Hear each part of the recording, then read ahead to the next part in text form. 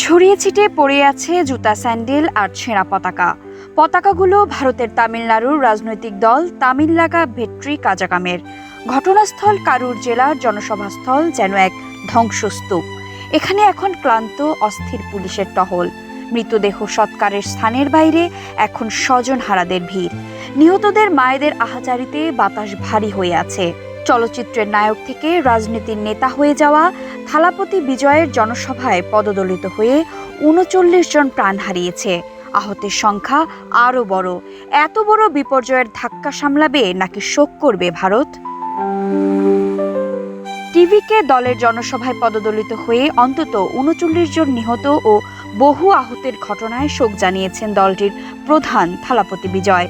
Social media এক্সে তিনি জানিয়েছেন, ভাঙা হৃদয় নিয়ে যন্ত্রণা ও শোকে কাতর তিনি। নিজের অবস্থা ভাষায় প্রকাশ করতে পারছেন না। জীবন হারানো মানুষদেরকে নিজের প্রিয় ভাই বোন সম্বোধন করে তাদের পরিবারের প্রতি গভীর সমবেদনা জানান ওই নেতা। ২৭ সেপ্টেম্বর সন্ধ্যায় তামিলনাড়ুর কারুর জেলায় টিভিকের জনসভায় পদদলিত হয়ে নিহতদের মধ্যে আছে ৯ শিশু আর ১৭ নারীও। আহত কমপক্ষে ৫০০ জন এখন হাসপাতালে ভর্তি। তাদের ৫১ জনকে আইসিইউতে রাখা হয়েছে বলে জানা গেছে। যে জনসভায় তারা ছিলেন সেখানে ৩০,০০০ মানুষের অংশ নেওয়ার অনুমতি দেওয়া হয়েছিল বলে পুলিশ জানিয়েছে। অথচ স্থানীয় বিভিন্ন সংবাদ মাধ্যমের প্রতিবেদনে বলা হয়েছে প্রায় ৬০,০০০ মানুষ সেখানে উপস্থিত ছিল। দ্বিগুণ ভিড় সামলাতে পুলিশ ও প্রশাসন যে ব্যর্থ হয়েছে তা ওই মর্মান্তিক ঘটনা থেকেই পরিষ্কার। আগামী বছর তামিলনাড়ুতে বিধানসভা নির্বাচন। তার আগেই নিজের অবস্থান শক্ত করতে এমন প্রচারণায় মন দিয়েছেন থালাপতি বিজয়। ঘন ঘন মিছিল, সভা সমাবেশ করছেন। এবারের ইভেন্টটিও তারই অংশ ছিল। জনসমাগমের ৬ ঘন্টা পর সভায় আসেন দলনেতা।